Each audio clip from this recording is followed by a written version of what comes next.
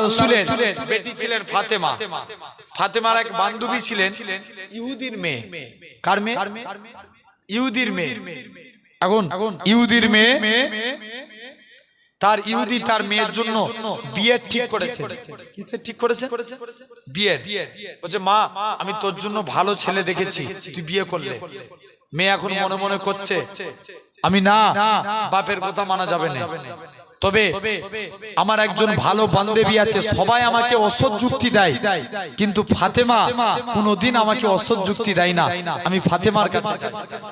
ফাতেমাকে যে বলছে ফাতেমা আমার বাপ আমার জন্য একটা ছেলে দেখেছে, আমি কি এই ছেলেকে বিয়ে করতে পারি? ফাতেমা বলে বুন্ডে, মা বাপ সন্তানের জন্য কোনোদিন খারাপ চায় না, ভালো চায়, ভালো চাই। বোন তুমি বাপের কথা মতো বিয়ে করে নাও, তুমি সুখী হবে। এখন বলছে যাই, চলে যাই। এরকম ভাবে বাপের কাছে একটা দিনের সময় চেয়েছে। বলছে ফাতেমা তুমি বলো আমি কি করব? বলছে তুমি বাপের কথা মতো বিয়ে করে নাও, বাপ তোমাকে আজকের দিনে চলে যাও, তুমি বাপের কথা মতো বিয়ে করে নাও, বাপের কথাতে সম্মতি দিয়ে দাও। ইহুদির মেয়ে বলে ফাতেমা তোমাকে আমার বিয়েতে যাওয়া লাগবে। ফাতেমা বলে না, এটা মানা যায়?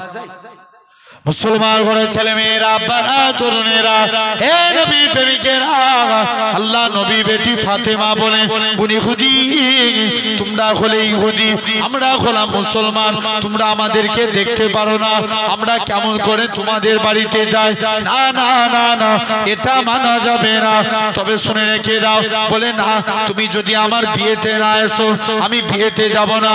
ফাতেমা বলে বুনি ইহুদি চিন্তা করো না, চিন্তা করো না, চলে যাও চলে যাও, আমি কথা দিলাম আমি ফাতেমা তোমার বিয়েতে যাব। যাও তুমি বাড়ি চলে যাও। চলে এসছে, আর বাপের কাছে কতদিনের সময় চেয়েছিল? একদিন। বাপকে এসে বলছে আব্বা আপনি যেই ছেলে পছন্দ করেছেন আমি তাকেই বিয়ে করব। বাপ বলছে ঠিক আছে যা।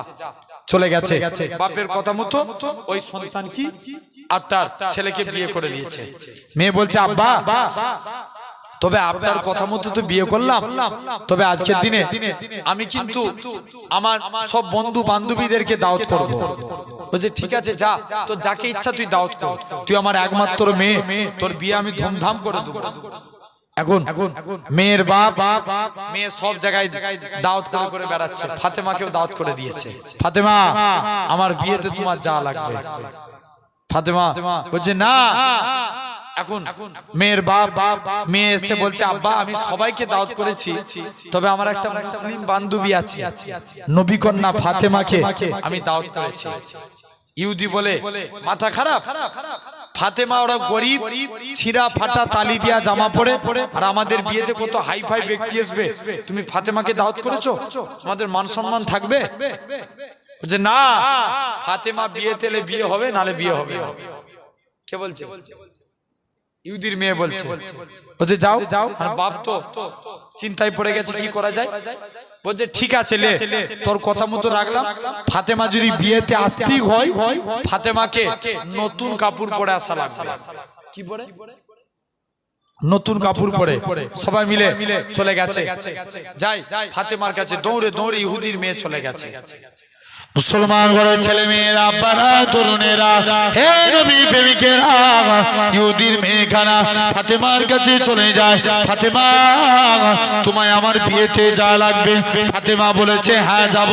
ফাতেমা তোমাকে নতুন কাপড় পরে যাওয়া লাগবে। ফাতেমা বলে না না না না, আমার তো নতুন কাপড় নাই, আমি কেমন করে যাব? ফাতেমা শুনে রেখে দাও, তবে আজকের দিনে জানিয়ে দিলাম আমি তোমাকে একটা কাপড় গিফট করি। ফাতেমা বলে বুনি ইহুদি তুমি কি কথা শোনালে? একে নাকি আমার আব্বা যদি দুনিয়ার সম্পত্তি চাইতো, আমার আল্লাহ পাক তাম পৃথিবীর সম্পত্তিকে আমার আব্বা জানের কদমে রেখে দিতে।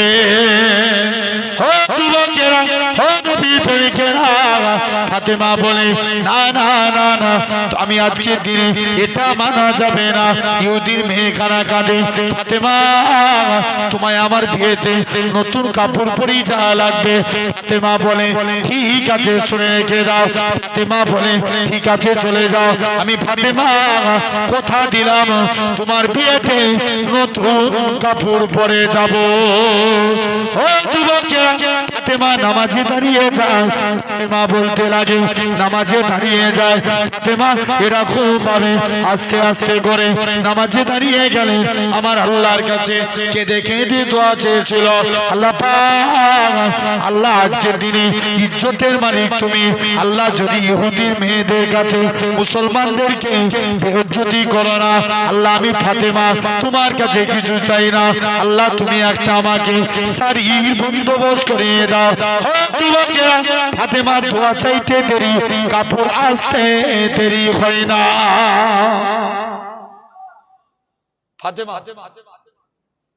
ফাতেমা কাপড় পেয়ে গেলেন। শুনছেন তো, কে কাপড় পেলেন? ফাতেমা। কাপড় দিলেন কে? আল্লাহ পাক। এখন কাপড় নিয়ে আমার ভাইরা, আব্বারা, তরুণেরা, তো ফাতেমা এমন সময়তে দেখতে পাওয়া যায় চলে গেলেন। ফাতেমা জিজ্ঞেস করে কাপড় কোথায়? ফাতেমা কাপড়টা নিয়ে আব্বার কাছে ছুটে গেল, আল্লাহ রসুলের কাছে। ইয়া রাসূলুল্লাহ, আমি বাড়ি থেকে নামাজ থেকে সালাম ফিরিয়ে দেখি আমার বাড়িতে এত সুন্দর কাপড়। জিবরাইল আমিন নবীর কাছে এসে বলে, মুসলমান ঘরের ছেলে মেয়েরা, আব্বারা, তরুণেরা, হে নবী প্রেমিকেরা, হযরত জিবরাইল আমিন আল্লাহ নবী হুজরা মুবারকে চলে আসলেন। ইয়া রাসূলুল্লাহ, হাবিবাল্লাহ, ইয়া রাসূলুল্লাহ, হাবিবাল্লাহ, ফাতেমা কাপড়টাকে আমার আল্লাহ পাক কবুল করে নিয়েছে। ফাতেমাকে রাজি হয়ে, ফাতেমার ব্যবহারে আল্লাহ খুশি হয়ে কাপড় পাঠিয়েছে। ফাতেমা যেন এই কাপড়টা পরে ইহুদির মেয়ের বিয়েতে যায়। এমন সময়তে ফাতেমা কাপড়খানা পরে ইহুদির মেয়ের বিয়ে বাড়িতে চলে গেলেন। যেই বিয়ে বাড়িতে গেলেন, ফাতেমার কাপড় থেকে এমন নূর চমকাতে লাগে, গোটা ইহুদির বিয়ে বাড়িটা আলোয় আলোকিত হয়ে যায়। দেখবেন মেয়েদের একটা বদ অভ্যাস আছে, কারুর জিনিস দেখে ভালো লেগে গেলে উঠে এনে ছাড়া মুশকিল করে দেয়। ভুল বলছি না ঠিক বলছি? বলছে যাও তুমি আজকের দিনে বলো এই ফাতেমা এই শাড়ি কোথায়? ফাতেমা বলছে এই শাড়ি আমি তোরা পাবি না। বলছে বলো না তুমি কোথায় পেয়েছো? বলছে না রে তোরা পাবিনি। বলছে না তুমি বলো কত দাম নিয়েছে? বলছে দাম দিলেও পাবি না। এই শাড়ি পেতে গেলে কলমা পড়ে মুসলমান হয়ে যদি ইবাদত করে আল্লাহকে খুশি করতে পারি, জান্নাতুল ফেরদাউসে যেতে পারি, আমার থেকে দামি দামি শাড়ি পেয়ে যাবে। আর একটু জোরে হবে না? বলছে যাই। সেই ফাতেমা তিনি কি করলেন? আস্তে আস্তে করে চলে গেলেন। তাহলে জেনে রেখে দেন, একসঙ্গে 400 ইহুদির মেয়ে ফাতেমার হাতে হাত দিয়ে ইমানের কালমা পড়ে মুসলমান হয়ে গেলেন। তাহলে কাজে কাজী আপনাকে আমাকে ভাবা লাগবে ভাই। যাই হোক, অলরেডি 1:35 বাইতে যায়, 11:29 আমাকে 12টার মধ্যে শেষ করতে হবে, কারণ আমি 11:30 পর্যন্ত এখানে করব বলেছিলাম। তাই অলরেডি এখনই 11:30 পার হয়ে গেছে। আল্লাহ কবুল করেন ইনশাআল্লাহ। আগামীতে যখন আসবো হাতে সময় নিয়ে ইনশাআল্লাহ। মুসা নবী আল্লাহকে একদিন জিজ্ঞেস করছে, আল্লাহ আমি দেখতে চাই দুনিয়ার জমিনে, দুনিয়ার জমিনে সব থেকে নিকৃষ্ট ব্যক্তিকে।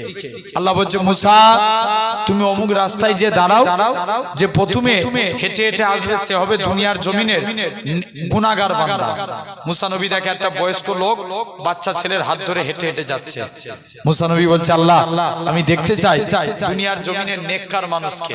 আল্লাহ বলছে মুসা তুমি ওই রাস্তাতেই দাঁড়াও, যে রিটার্ন ফিরে আসবে সে হবে নেককার। মুসা নবী তো কনফিউজ, আল্লাহ এটা কেমন করে সম্ভব?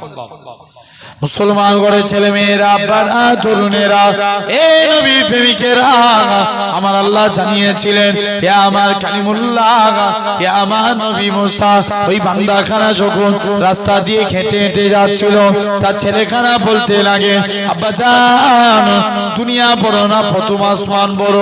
বাপ খানা জবাব দেয় বাবা ছেলে দুনিয়ার থেকে প্রথম আসমান বড়। ছেলে আবারও বলে ও জনমদাতা বাপ প্রথম আসমান বড় না দ্বিতীয় দ্বিতীয় আসমান, দ্বিতীয় আসমান বড়, দ্বিতীয় আসমান বড় না তৃতীয় আসমান, তৃতীয় আসমান বড়, এরকম ভাবে 7 তবক আসমান বড়। ছেলে আবারও বলে আব্বা জান 7 তবক আসমানের থেকে কি বড়? বাপ খানা জবাব দেয় বাবা ছেলে 7 তবক আসমানের থেকে আমি তোর আব্বা, আমার গুনাহখানা বড়। ছেলে আবারও বলে ও জনমদাতা বাপ, আপনার গুনাহ থেকে কি বড়? বাপ খানা জবাব দেয় বাবা ছেলে আমার গুনাহ থেকে আমার আল্লাহ পাকের দয়া, আল্লাহর রহমত খানা বড়। এই নওজোয়ান যুবকেরা আমার আল্লাহ জানিয়েছিলেন ইয়া আমার কালিমুল্লাহ, ইয়া আমার নবী মুসা, আমি আল্লাহ পাক তার এতটুকু কথাকে কবুল করে নিয়েছি। আমি আল্লাহ কবুল করে নিয়ে আমার বান্দাটা জীবনের পাকার পাকার গুনাহটাকে আমি আল্লাহ ক্ষমা করে দিয়েছি। আর একটু জোরে হবে না?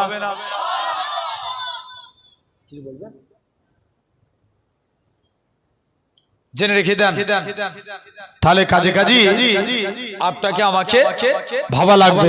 সোনার ভাইরা আব্বারা, তাহলে আমরাও যে হাত তুললাম এটা দেখলো কে? আল্লাহ। সওয়াব দেওয়ার মালিক তো আমার আল্লাহ। আল্লাহ আপনাকে আমাকে সওয়াব দিতে থাকবে। জোরে বলেন আল্লাহ কবুল করে না। আমার সোনার ভাইরা তোমরা এসে গেছে, বসে যাও না, দাঁড়িয়ে দাঁড়িয়ে নয়, বসে বসে ওয়াজ শোনা সুন্নাতের রাসূল। অর্থাৎ শোন, বসে যাও। আলহামদুলিল্লাহ। জেনে রেখে দেন সোনার ভাইরা আব্বারা তরুণেরা, তো আজ আমি এই সুন্দর নবিয়ানা মাহফিলে এসে বসেছি। আল্লাহ আমাদের সকলকে কবুল করে নেন। সকলে বলি আল্লাহুম্মা আমিন। তো আসেন আমি একটা ছোট্ট বিষয়ের উপর আলোচনা করব। মানুষ যদি দেখবেন আমরা যদি একটা ভালো কাজ করি, এই একটা ভালো কাজের ওসিলায় আপনি মানুষটা ভালো হয়ে যাবে। গোটা ভালো কাজের ওসিলায় একটা। আর যদি মানুষ একটা অন্যায় কাজ করে, জানবেন এর ওসিলায় একটা গুনার কাজ মানুষকে বরবাদ করে দেয়। কটা গুনার কাজ? একটা নেকির কাজ মানুষকে ভালো করে দেয়, আর একটা গুনার কাজ মানুষকে বরবাদ করে দেয়। আসেন এবং তারপরে এটা আলোচনা করে আমি যে পয়েন্টটার উপরে কথা বলবো বলেছিলাম, জান্নাতি হতে গেলে আমি আপনাদের কাছে আলোচনা করব। তো আসেন আগে ফার্স্ট 1 নাম্বার ভালোর দিকটা আলোচনা করব না খারাপের দিকটা? আগে কোনটা হবে?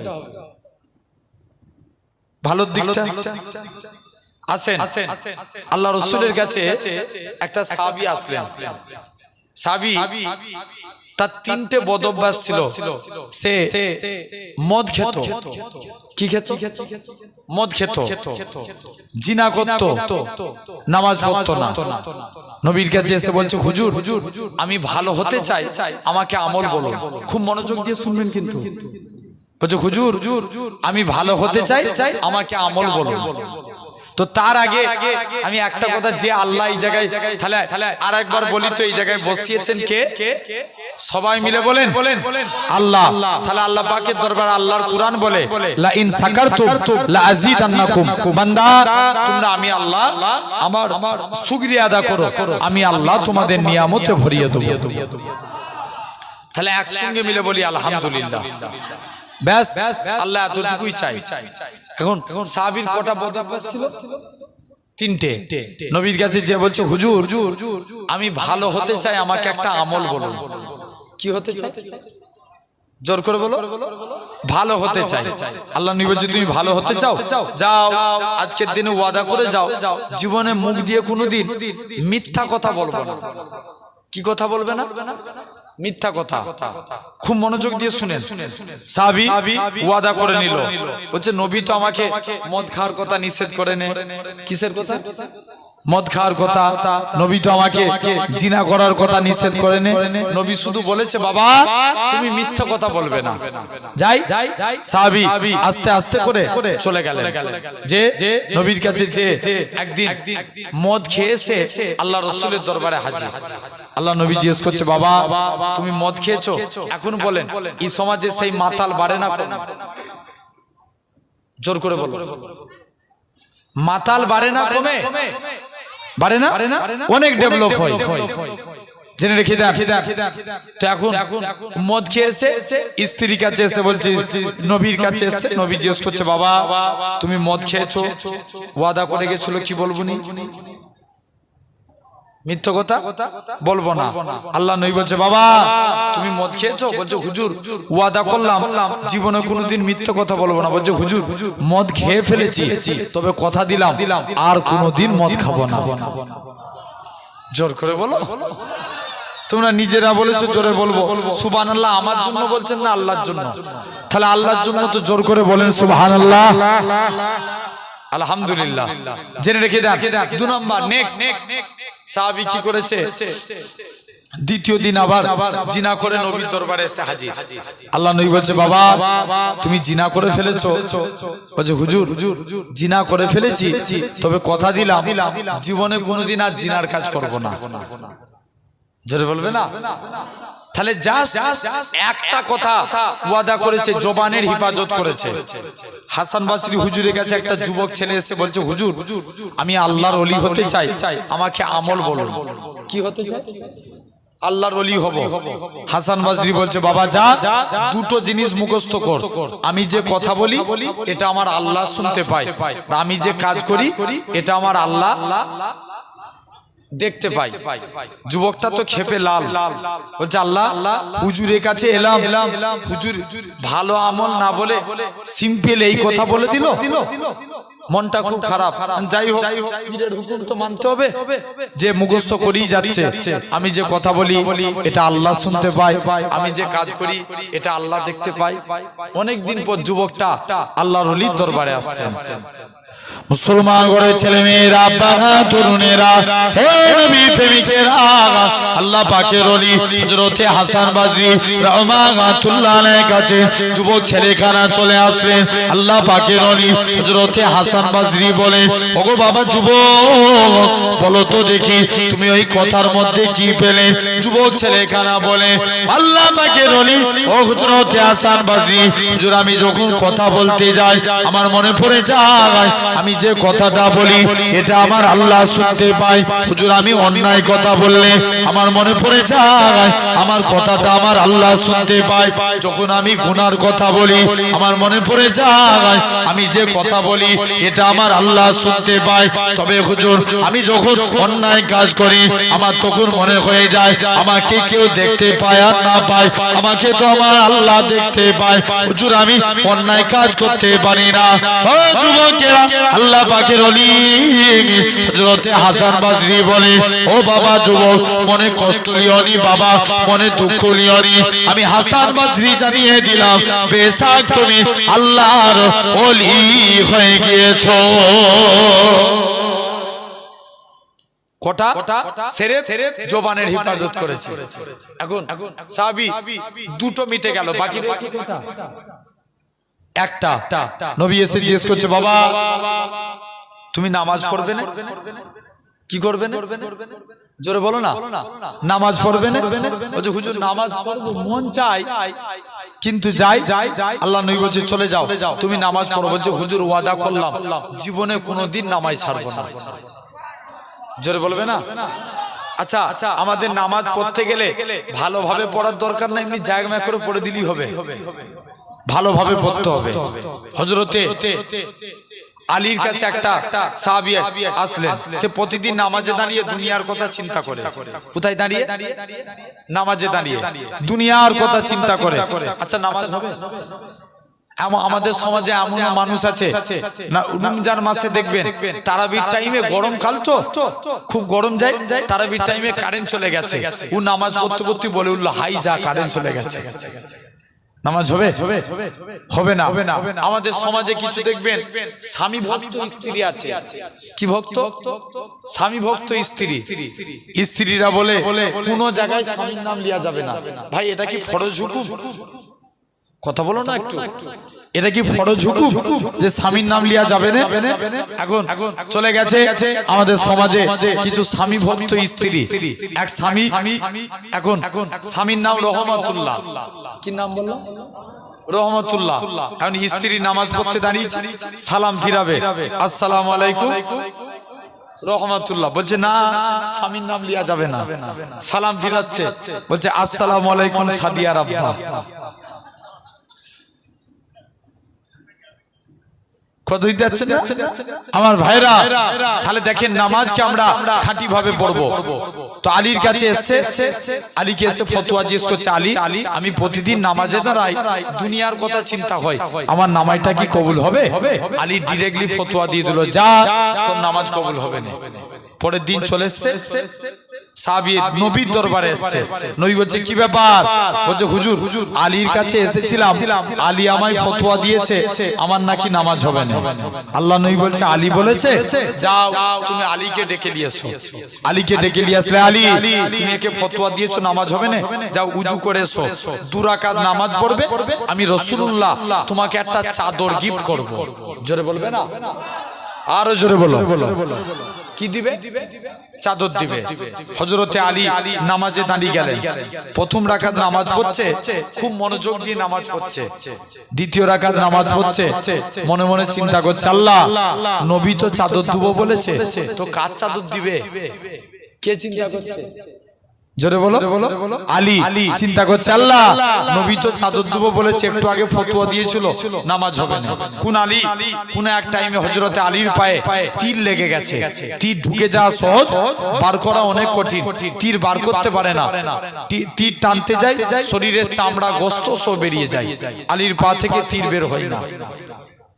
মুসলমান ঘরের ছেলে মেয়েরা, আব্বা তরুণেরা, হে নবী প্রেমিকেরা, আল্লাহ নবী সাহাবী হযরতে আলী রাদিয়াল্লাহু তাআলা আনহু হুজুর আমার চলে গেলেন। হযরতে আলীর পা থেকে তীর কানা বের হয় না। হযরতে আলী রাদিয়াল্লাহু তাআলা আনহু হুজুর আমার চলে গেলেন। হযরতে আল্লাহ নবী সাহাবীরা আলীর পা থেকে তীর কানা বার করতে পারে না। ও যুবকেরা, আল্লাহ নবী সাহাবীরা বলে, ইয়া রাসূলুল্লাহ হাবিবাল্লাহ, হযরতে আলীর পায়ে তীর লেগে গেছে, হুজুর তীরটাকে বার করতে পারি না, আপনার কাছে এসেছি। আল্লাহ নবী কি বলেছিলেন? ও বাবা সাহাবীরা, চলে যাও চলে যাও, আমার আলী যখন নামাজে দাঁড়াবে অমন অবস্থায় আমার আলীর পা থেকে তীর কানা বার করে নেবে। হযরতে আলী নামাজে দাঁড়ালেন, আল্লাহ নবী সাহাবীরা হযরতে আলীর পা থেকে তীর কানা বার করে নিলেন। হযরতে আলী নামাজ থেকে ফারেক হয়ে ডাকে, পায়ে হাত তিন নাই। হযরতে আলী বলে, হে রাসূলুল্লাহ সাহাবীরা, আমি আলী, আমার পায়ে তীর খানা কোথায় গেল? হযরতে আলী বলে, হে রাসূলুল্লাহ সাহাবীরা, হযরতে আল্লাহ নবী সাহাবীরা বলে, হে রাসূলুল্লাহ জামাতা, হে হযরতে আলী, যখন তুমি নামাজ পড়ছিলে অমন অবস্থায় আমরা তীর খানা বার করে নিয়েছি। হযরতে আলী বলে, আল্লাহর কসম করে বলি, আমি আলী যখন নামাজ পড়ছিলাম কখন তোমরা আমার পা থেকে তীর বার করেছো, আমি হযরতে আলী এতটুকু টের পাই না। তাহলে এক নাম্বার, একটা ভালো কাজ। সাহাবী কি ভালো কাজ করেছিল? নবীর কাছে যে কি ওয়াদা করেছিল, এই শুনছি আমরা ওয়াজ। আমি আবারও বলছি, ওয়াজ বুঝার জিনিস। কি ওয়াদা করেছিল? মুখ দিয়ে কোনোদিন মিথ্যে কথা বলবো না। সাহাবীটা ভালো হয়েছে না খারাপ হয়েছে? জোরে বলো। ভালো হয়েছে। তাহলে একটা ভালো কাজ মানুষকে কি করে দেয়?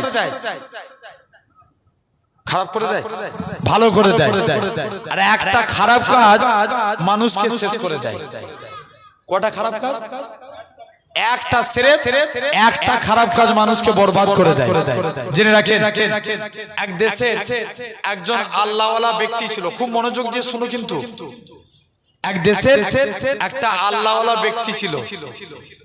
আল্লাহওয়ালা ব্যক্তি সে প্রতিদিন নামাজ পড়ে, আপনার এভরিডে সে নামাজ পড়ে যায়।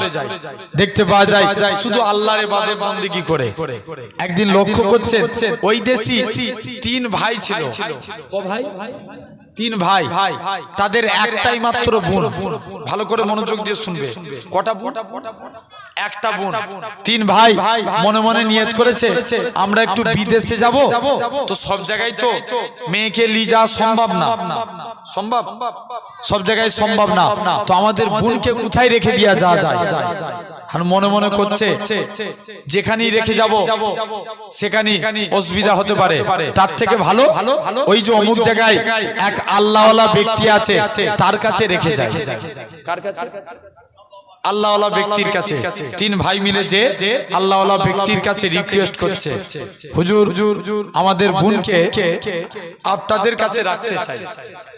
হুজুর বেয়াদবি মাফ করেন, আমাদের বোনকে আপনাদের কাছে রাখতে চাই।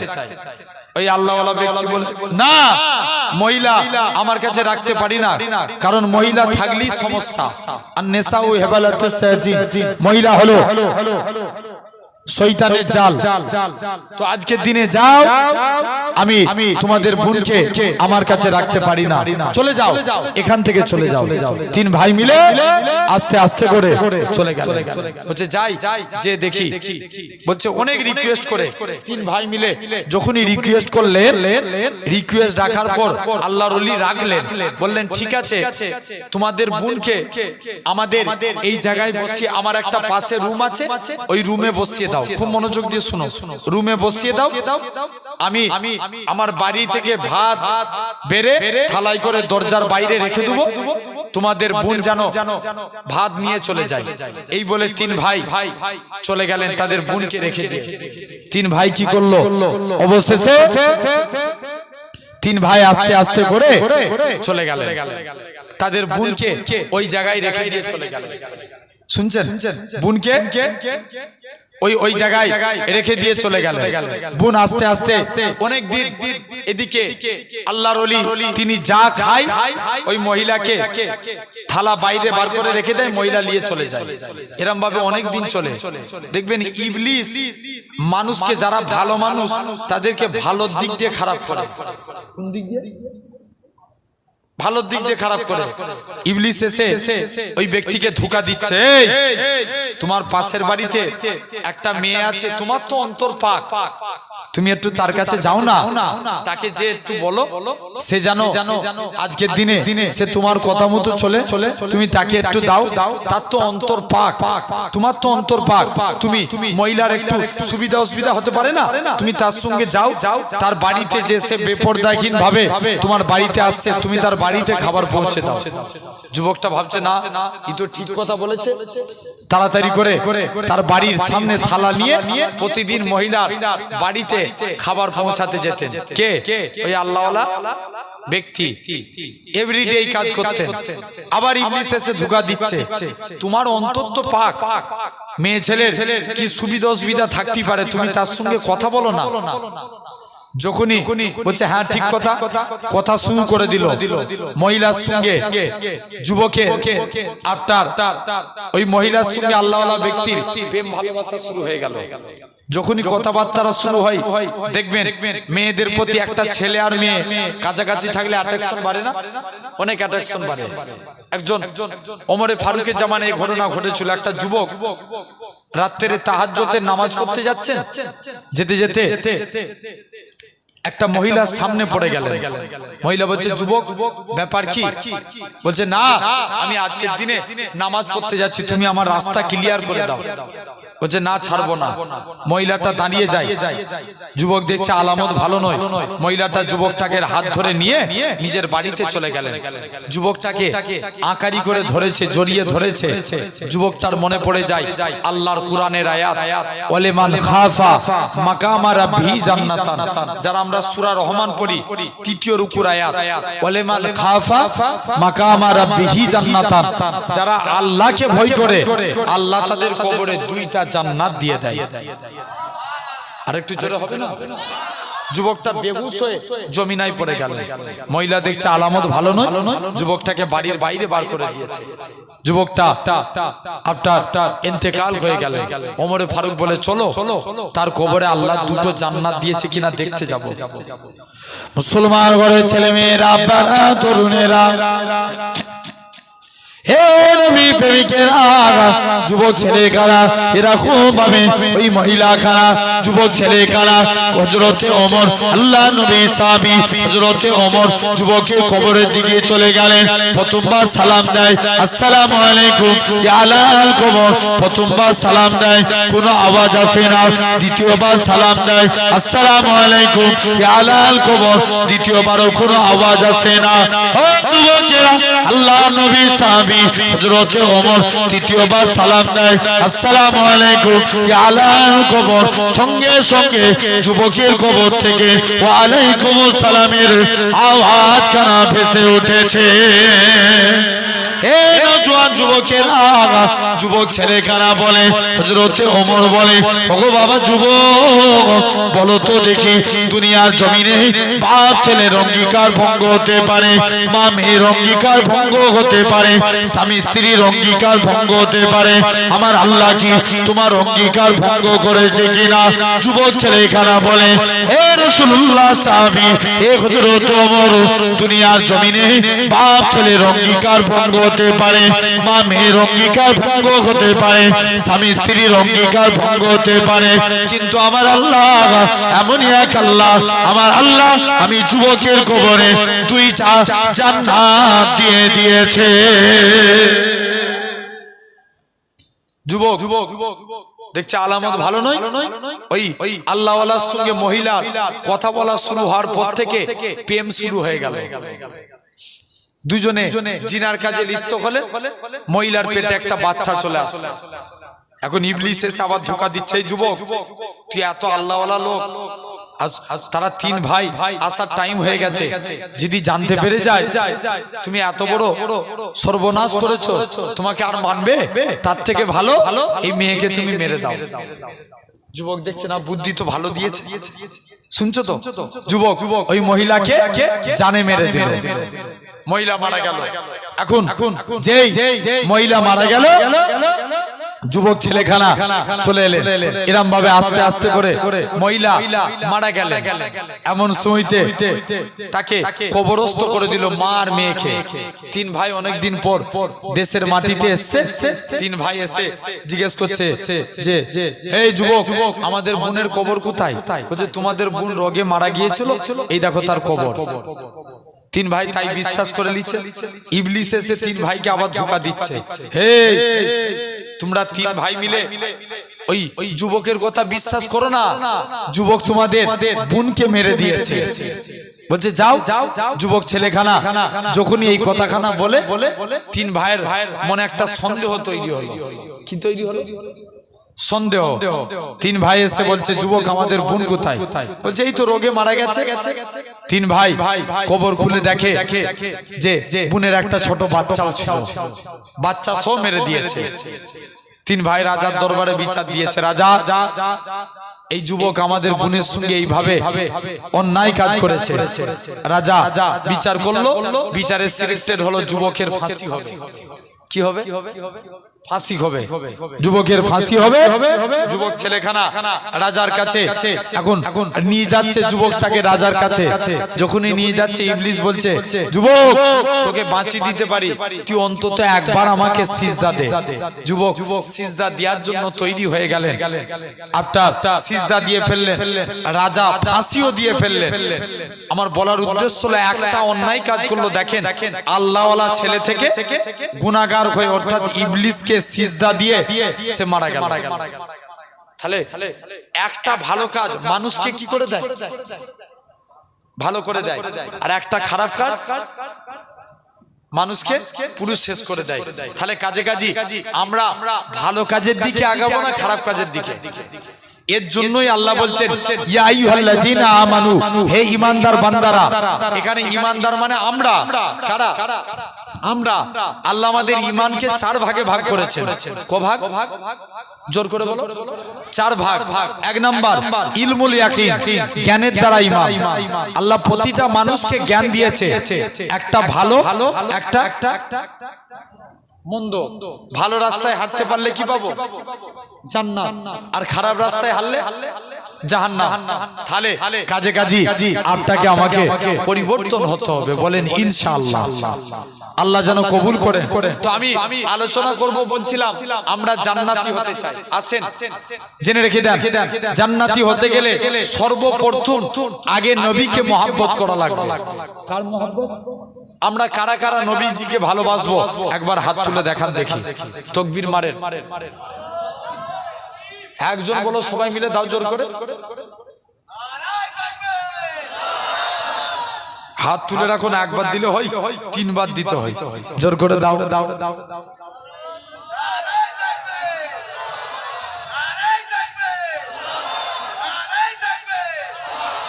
আলহামদুলিল্লাহ। জেনে রেখে দেন সোনার ভাইরা, আব্বারা, তরুণেরা, তাহলে আমরা নবীজিকে ভাই, কেউ যদি নবীজির বিরুদ্ধে কথা বলে তাদের বিরুদ্ধে অ্যাকশন নেওয়ার দরকার আছে না নাই? এই জোর করে বলেন। আছে। আমি আসছি ভাই, আগে চাকরি না আগে ডিউটি? ঠিক করে বলো। আগে চাকরি, আগে চাকরি, তারপরে ডিউটি। আগে চাকরি জয়েন্ট হও, তারপরে ডিউটি করো। আগে নেতা চিনতে হবে, তারপরে আমল। ভুল বলছি না ঠিক বলছি? তাহলে জান্নাতি হতে গেলে আটটার আমার এক নাম্বার কাজ, আমি আসছি এক্ষুনি রসুলকে নিয়ে আলোচনা করব। এক নাম্বার কাজ হলো, যদি জান্নাতি মানুষ হতে চাই আটটাকে আমাকে তাকওয়া অবলম্বন করা লাগবে। কি অবলম্বন করতে হবে? তাকওয়া। এক নাম্বার, আল্লাহ কুরআন পাকের মধ্যে বলছেন, ইয়া আইয়ুহাল্লাযীনা আমানুত্তাকুল্লাহ, হে বিশ্বাসী বান্দারা তোমরা আমি আল্লাহ আমাকে ভয় করো। তাকুল্লাহ শব্দটি তাকওয়া থেকে এসেছে। আল্লাহ বলছেন, আলা ইন্না আউলিয়া আল্লাহি লা খাউফুন, খাউফ মানে ভয় করা, আর তাকওয়া মানে ভয় করা। খাউফ মানে কি? জোরে বলো। ভয়। আমরা বলি খাউফ, ভয় খেয়ে গেছে। খাউফ মানে ভয়, আর তাকওয়া মানে ভয়। খাউফ মানে শুধু ভয় করা, আর তাকওয়া মানে আল্লাহকে ভয় করে গুনাহ থেকে দূরে সরে থাকা। আচ্ছা মনে করেন এখানে আপনাদের বড় মার্কেটের নাম কোথায়? বাদুরিয়া। আরে কথা বলবে তো। বড় মার্কেটের নাম কোথায়? বাদুরিয়া। বাদুরিয়া বিরিয়ানির দোকান আছে? আছে। আচ্ছা মনে করেন একটা হিন্দুর লোক দোকান করেছে, খুব ভালো করে বুঝবে, মুসলমানদের লোককে রেখেছে, সাইনবোর্ডে লিখে দিয়েছে হালাল চিকেন, নো বিফ, সুপার হাজি বিরিয়ানি। কি লেখা থাকে? হালাল চিকেন নো বিফ, মানে মুরগির গোশত থাকবে কিন্তু গরুর গোশত চলবে না, থাকবে না। হিন্দুর লোকের দোকান, মুসলমানদের লোক রেখেছে। এখন বলো এই দোকানে কি বিরিয়ানি খাওয়া যায় হবে? মশলা আলাদা ব্যাপার, তাকওয়া আলাদা ব্যাপার। আমি কি বললাম? মশলা আলাদা ব্যাপার, তাকওয়া আলাদা ব্যাপার। ভালো করে বুঝবে আব্বাগুনো ভাইরা। শরিয়াতের মশলা অনুযায়ী হালাল খাদ্য খাওয়া জায়েজ না না জায়েজ? জোর করে বলো। জায়েজ। তাহলে ওখানে ওই সাইনবোর্ডে লেখা থাকতো যদি হারাম চিকেন, এই নয়া বস্তির একটা লোক যেত? জোর করে বলো। কোনদিন কেউ যেত না। আর লেখা আছে কি? হালাল চিকেন। তাই তো নয়া বস্তির মানুষ সবাই চলে যাচ্ছে, ঠিক কি না? তাহলে শরিয়াতের মশলা অনুযায়ী হালাল খাদ্য খাওয়া যায়। এই কিন্তু তাকওয়া অনুযায়ী, তাকওয়া মানে আল্লাহকে ভয় করে গুনাহ থেকে দূরে সরে থাকা। যারা তাকওয়া অবলম্বন করে দেখবেন অনেক মানুষ আছে মুরব্বি লোক ইস্তেঞ্জা করে কুলুকের ব্যবহার করে। আমি আমার পিন্ন করে হুজুর কেবলাকে নিজের চোখে দেখা, আমার নানা জান হুজুর পীর কেবলা রাহমাতুল্লাহ আলাইহি যখনই ইস্তেঞ্জা করতেন, ইস্তেঞ্জার পরে কুলুকের ব্যবহার করতেন। কিসের? মাটির ঢিলা। জেনে রেখে দেন।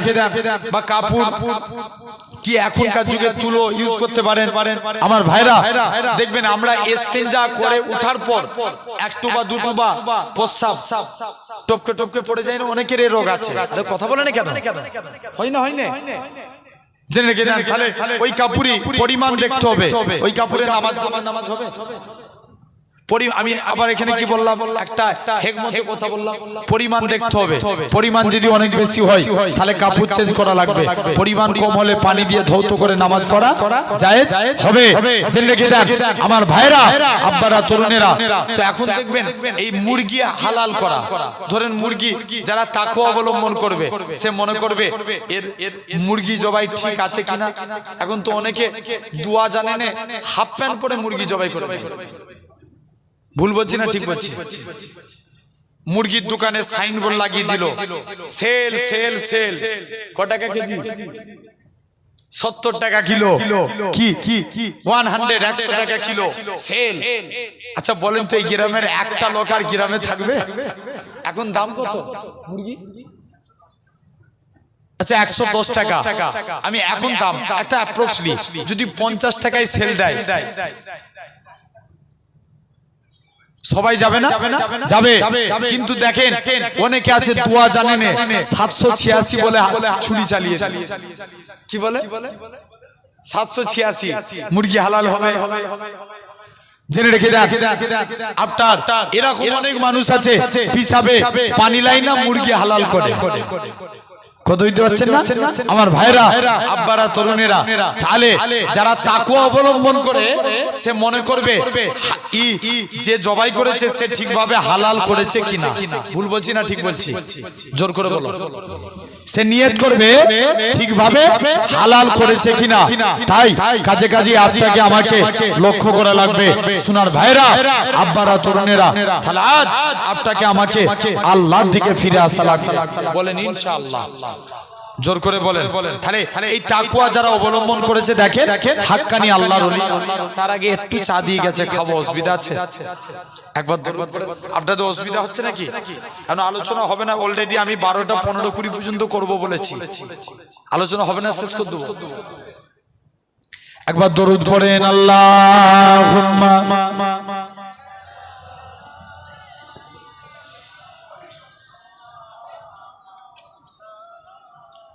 একবার মাইকালাটাকে ডেকে দাও, একবার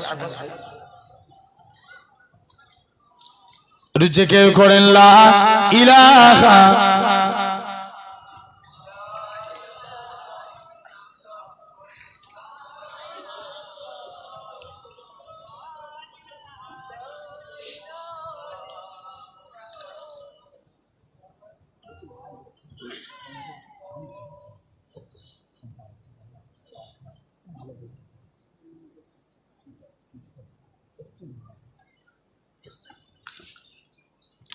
একবার দরুদ শরীফ আল্লাহুম্মা।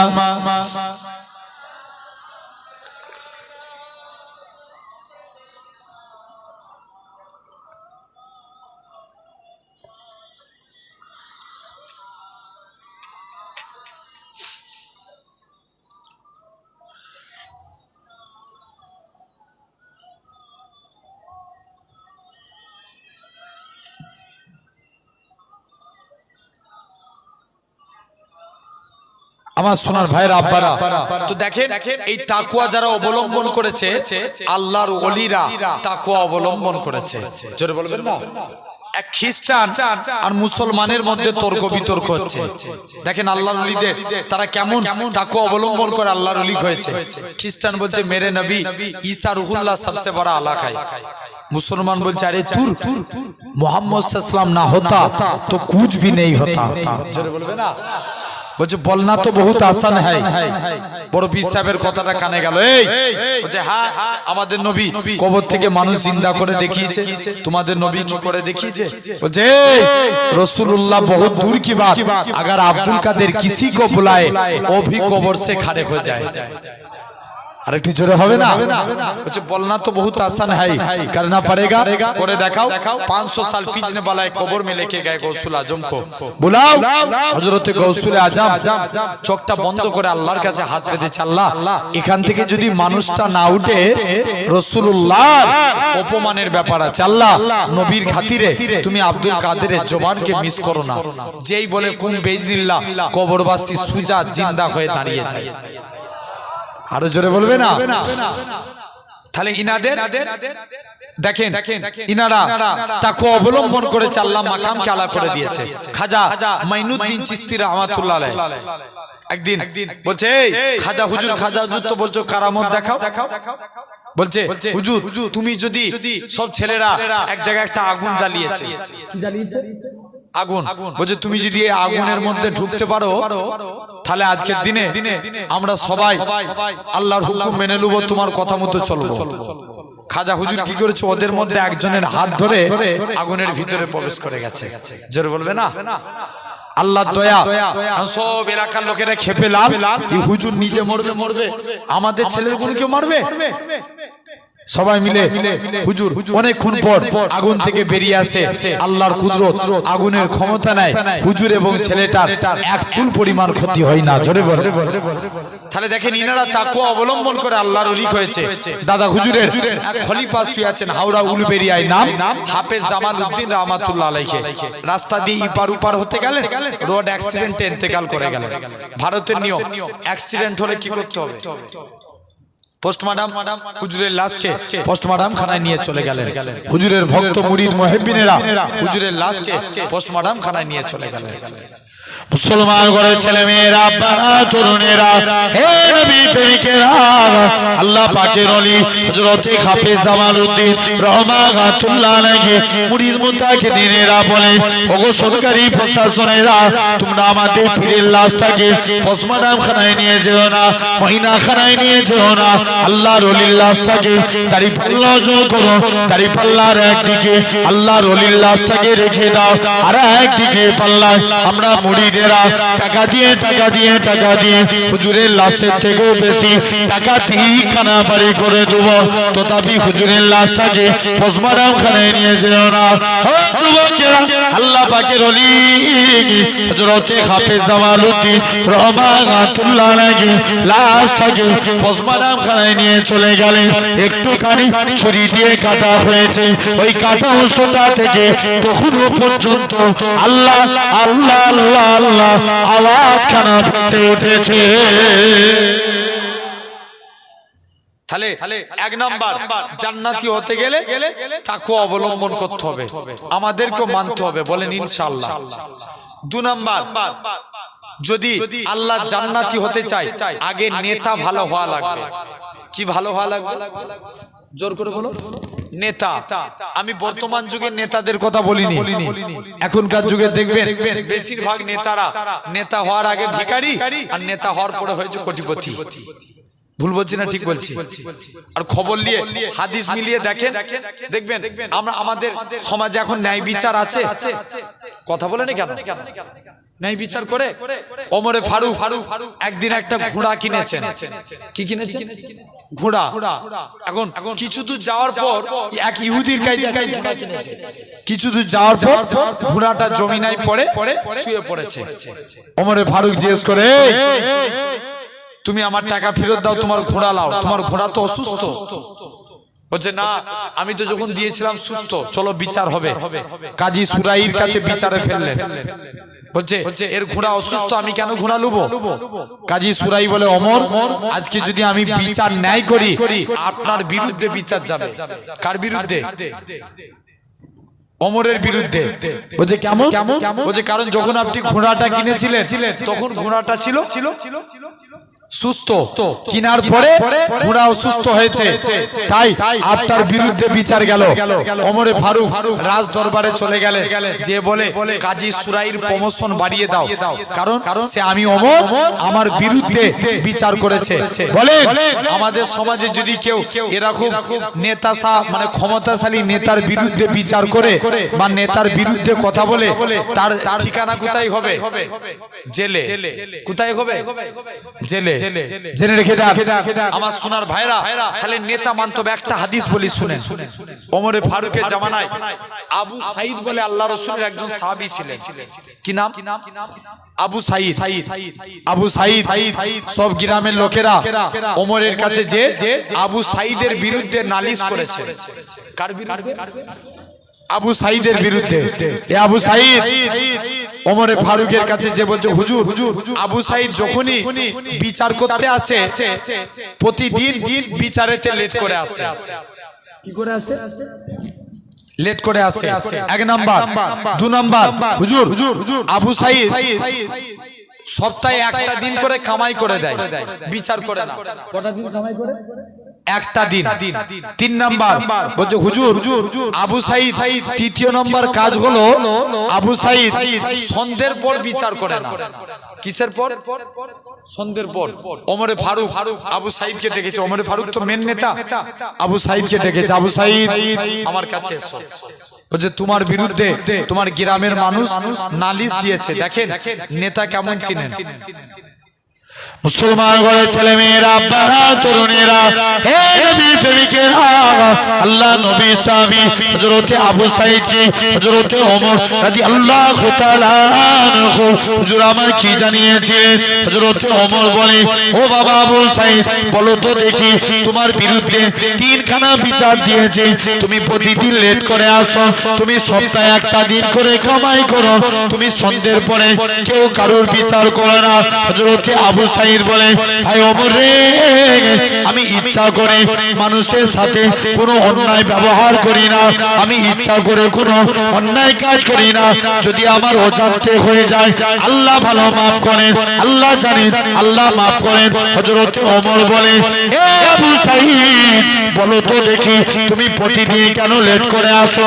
আবু সাঈদ বলে, ভাই ওমর রে, আমার বাড়িতে কাজ করার মতো কেউ নাই, আমরা স্বামী স্ত্রী দুজনায় থাকি, আমার স্ত্রী বাড়ির সমস্ত কাজ করতে একা কষ্টের মধ্যে পড়ে যায়, আমি মাঝে মাঝে আমার স্ত্রীর কাজে হাত লাগিয়ে দিই, আমার স্ত্রী যখন কাজ করে আমি আমার বাচ্চাদের সামাল দিই, এরকম ভাবে স্ত্রীর কাজে সহযোগিতা করি, এই জন্য আমার রাজ দরবারে আসতে লেট হয়ে যায়। প্রথম নাম্বার কারণ হয়ে গেল।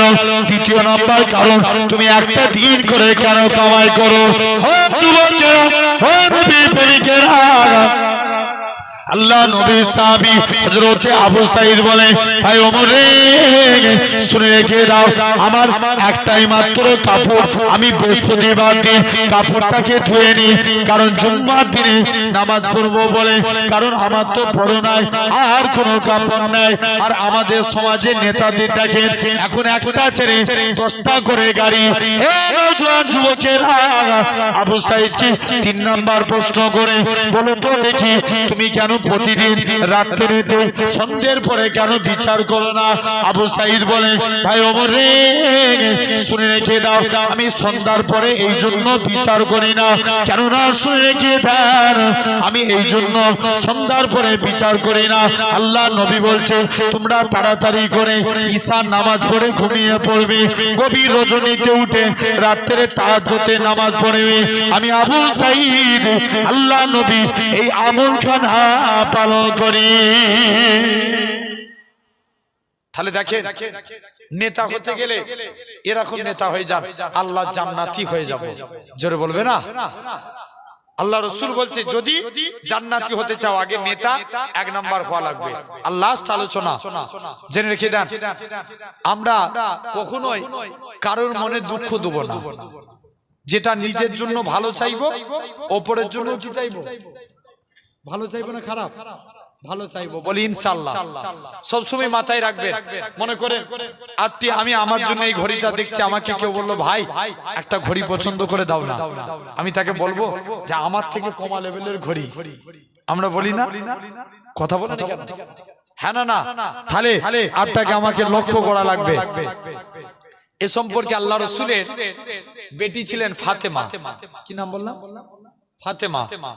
ফাতেমা সব দেখবেন, আমরা যেটা নিজের জন্য ভালো চাইবো, অপরের জন্য ভালো চাইবো, মানুষকে সবসময় সৎ বুদ্ধি দেব যদি জান্নাতি পেতে চাই। কি বুদ্ধি দেব? সৎ বুদ্ধি। অসৎ নয়, সৎ মানে যে কাজ করলে মানুষ ভালো রাস্তা দেখতে পায়। আমরা এটা বলতে পারি না? আচ্ছা, আপনার চোখের সামনে একটা ছেলে বিড়ি খাচ্ছে, আপনি তাকে নিষেধ করবেন না? বলবেন বাবা খা। আমাদের সমাজে এরকম মানুষ আছে, বলে পরে ছেলে পরমানন্দ, যত উচ্ছন্নে যাবে তত আনন্দ। এরকম আছে না? জেনে রেখে দেন আমার সোনার ভাইরা, আব্বারা, তরুণেরা। তাহলে কাজী তো আমরা নিজের জন্য যেটা ভালো চাইবো, অপরের জন্য কি চাইবো? ভালো চাইবো। যদি জান্নাতি